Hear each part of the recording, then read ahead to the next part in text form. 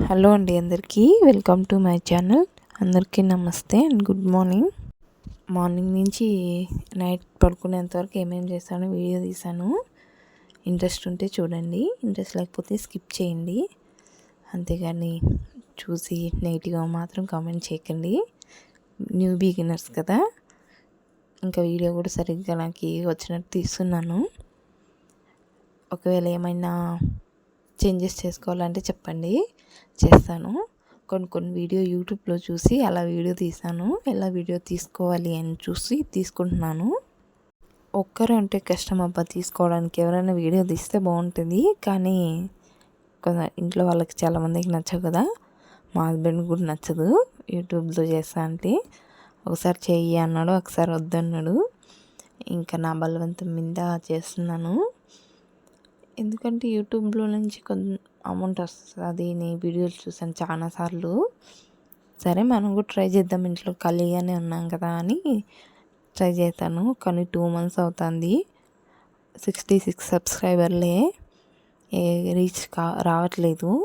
ఏమైనా చేంజెస్ ఉంటే చెప్పండి, అంటే ఎలా వీడియోలు తీసి ఏ టైంలో పెడితే అలాగా.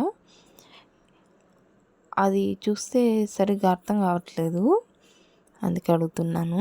ఏమన్నా టిప్స్ చెప్పండి, కామెంట్ చేయండి. తర్వాత ఇక్కడ కర్రీ చేస్తున్నాను, అలసందల కర్రీ చేస్తున్నాను. అలసందల కర్రీ మా అమ్మ అయితే ఇవి అలసందలు చాలా ఎక్కువ తెచ్చింది ఊరి నుంచి. అవైతే చాలా వెరైటీలు చేశాను. పప్పు చేశాను, కర్రీ చేశాను, వడ చేశాను, ఇంకా ఫ్రై చేశాను. చాలా వరకు చేశాను, ఆల్మోస్ట్ అవగొట్టేసాను అన్నీ. చాలా బాగుంది కర్రీ.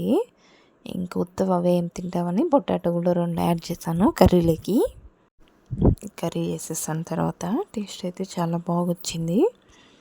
అండ్ నాకు 2 పిల్లలు ఉంటే, గర్ల్స్ బాయ్స్ ఉంటే తెలియదు కానీ 2 అబ్బాయిలు అయితే సినిమా చూపించేస్తారు అసలు.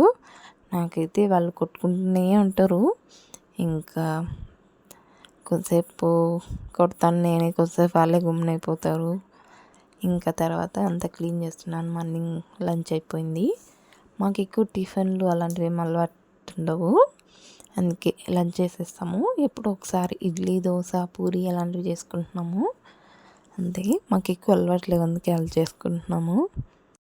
ఒక 5 minutes తప్ప, చెత్తనుకి 5 minutes తప్ప ఎక్కువ నీట్గా ఉండదు. మేబీ ఎవరైనా కొత్త వాళ్ళు వస్తే అసలు ఇల్లు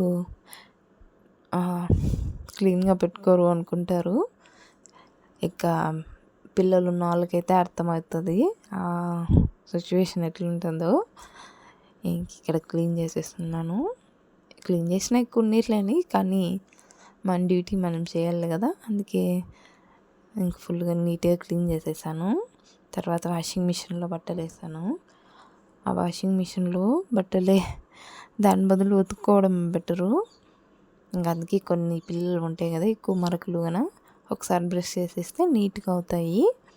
ఇంక తర్వాత మా హస్బెండ్ ఎక్కడో పచ్చికాయలు, గ్రౌండ్ నట్స్ అంటారు కదా, అవి తెప్పించాడు. ఇంకా ఉడకబెట్టేస్తున్నాను తిందామని. ఇంకా ఆఫ్టర్నూన్ ఇవి కేకు, మళ్ళీ తర్వాత గోపి మిక్చర్ తెచ్చారు. ఎవరైనా ఆఫ్టర్నూన్ 2 o'clock గోపి తింటారా చెప్పండి, కానీ మా హస్బెండ్ తీసుకొచ్చారు. Okay, thank you for watching.